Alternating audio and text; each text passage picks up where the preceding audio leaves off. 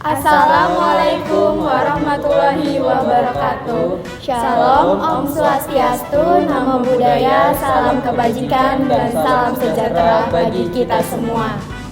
Halo, saya Silvi Mora Putri dengan NPM 3024210258. Nama saya Alisa Mutiadaha dengan NPM 3024210015. Perkenalkan, nama saya Nesya Aurelia Ramadhani dengan NPM 3024210158. Saya Nuraisa Salsa Glazen, NPM 3024210159. Saya Restu Arya Putra dengan NPM 3024210261. Kami dari kelompok 1 akan menampilkan hasil dari tim base project kami dengan tema Tradisi Kawin Colong di Masyarakat Osing Banyuwangi.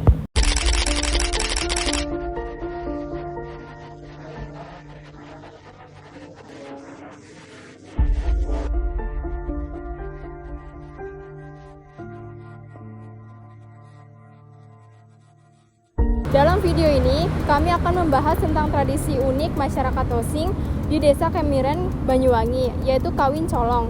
Van Vollenhoven menyebut masyarakat seperti ini sebagai Resgemeenschap, yaitu kesatuan masyarakat hukum adat yang memiliki norma dan sistem hukum tersendiri yang masih hidup hingga sekarang. Salah satu norma yang masih dijaga adalah cara menyelesaikan konflik sosial secara adat, bukan langsung ke jalur hukum negara. Kawin colong berawal dari kisah cinta yang tidak direstui. Salah satu cerita yang dikenal adalah tentang Nurzaman dan Didarwani yang memutuskan menikah secara colong karena tidak mendapat restu keluarga. Dalam prosesnya, perempuan dibawa secara diam-diam oleh laki-laki yang mencintainya. Kemudian pihak laki-laki mengirim colong seseorang yang dituakan untuk menyampaikan maksud baik dan membuka ruang mediasi. Setelah disepakati, dilakukan upacara adat seperti surup, goseng, ponjen, dan gendongan dandang sebagai bagian dari profesi penyatuan dua keluarga. Selanjutnya ada pembinaan hukum adat menurut Van Vollenhoven. Menurut Van Vollenhoven, kasus kawin colong dapat didisklasifikasikan ke dalam 3 bidang hukum adat. Yang pertama itu ada hukum keluarga, karena berkaitan dengan relasi antar keluarga akibat tidak adanya restu. Yang kedua itu ada hukum perkawinan, yang dimana karena menyangkut sah atau tidaknya pernikahan menurut adat. Dan yang terakhir ada hukum sanksi, karena bisa menimbulkan hukuman sosial seperti pengecilan atau denda. Semua diselesaikan melalui musyawarah bersama tokoh adat dan keluarga besar. Lanjut, ada hukum perkawinan adat menurut Tenhar. Tenhar menjelaskan bahwa hukum adat bersifat hidup dan fleksibel, lahir dari kebutuhan sosial masyarakat. Dalam hukum perkawinan, restu keluarga sangat penting karena perkawinan hanya antara 2 individu tapi 2 keluarga besar. Kedua, prosedur bertahap dan bersifat kolektif. Yang ketiga, musyawarah dan kesepakatan menjadi inti utama dari sahnya perkawinan. Maka kawin colong dianggap menyimpang, namun tetap sah jika didasarkan melalui adat. Kawin colong memang tidak sesuai dengan sistem perkawinan formal negara, namun bagi masyarakat Osing, tradisi ini tetap bermakna. Ia menjadi bentuk kompromi antara cinta yang tak direstui dengan kehormatan keluarga. Seperti yang dikatakan Tenhar, hukum adat bersifat dinamis dan mampu menyesuaikan diri dengan zaman. Maka kawin colong tetap menjadi bagian dari wajah hukum adat Indonesia yang kaya dan penuh kearifan lokal. Halo, selamat siang. Kali ini kita lagi ada narasumber nih, orang yang langsung dari asli Banyuwangi. Boleh perkenalkan diri dulu? Nama saya Muhammad Aisar Azedan Nugraha, bisa dipanggil Zaidan. Oke. Mungkin kita langsung aja ke pertanyaan yang masuk ke dalam ruang lingkup dari tema kita ini ya. Silakan mungkin dari Ais terlebih dahulu. Oke, jadi bagaimana menurut Mas pandangan masyarakat Osing terhadap kawin colong saat ini? Oke, pertama-tama Osing itu kan tidak hanya di Banyuwangi saja ya, tapi ada di kabupaten yang lain.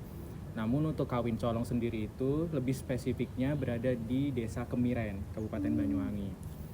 Nah, kalau pendapat masyarakat di sana tentu sudah mewajarkan lah ada kawin colong seperti ini.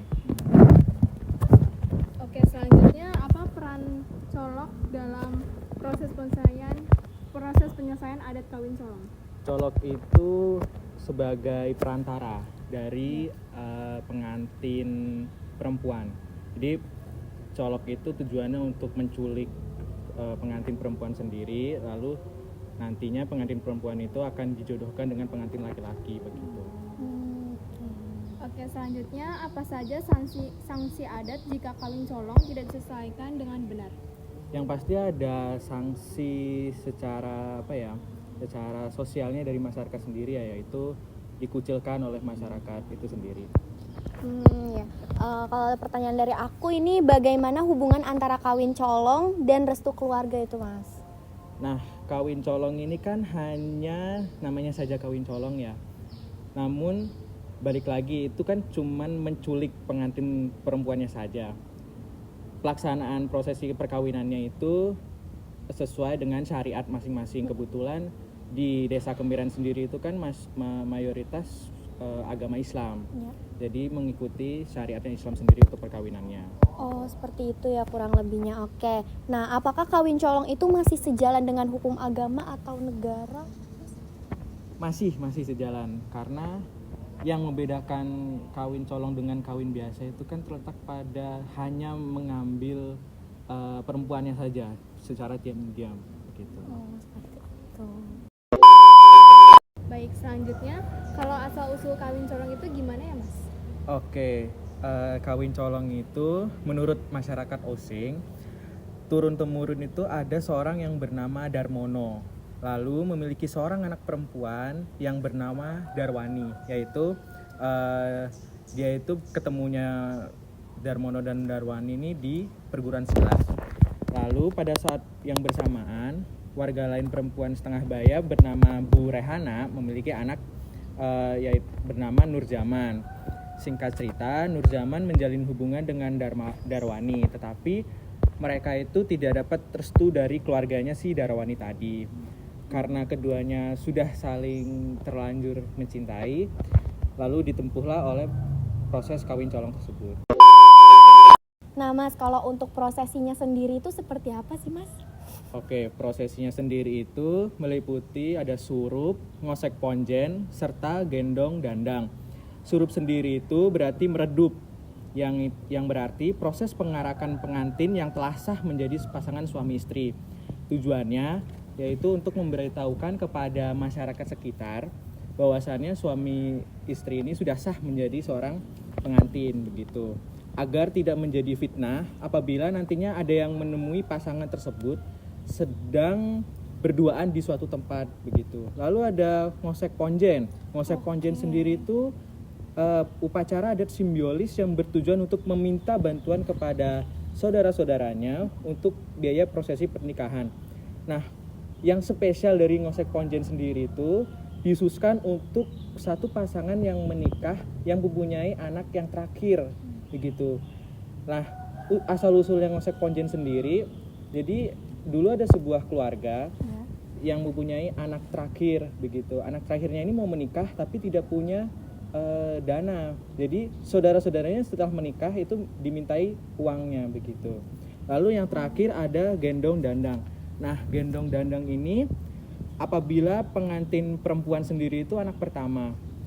Tujuannya itu pengantin perempuan agar segera diberi momongan. Dandang itu artinya momongan. Karena cucu pertama dari seorang anak perempuan yang pertama itu sangat dinantikan sekali oleh keluarganya. Nah, prosesinya gendong dandang sendiri itu ada arak-arakan. Nah, arak-arakannya sendiri orang tuanya itu mendampingi sambil menggendong dandangnya begitu. Oh iya, dan untuk terus colok itu dipilih atau memang setiap desa itu sudah ada, Mas?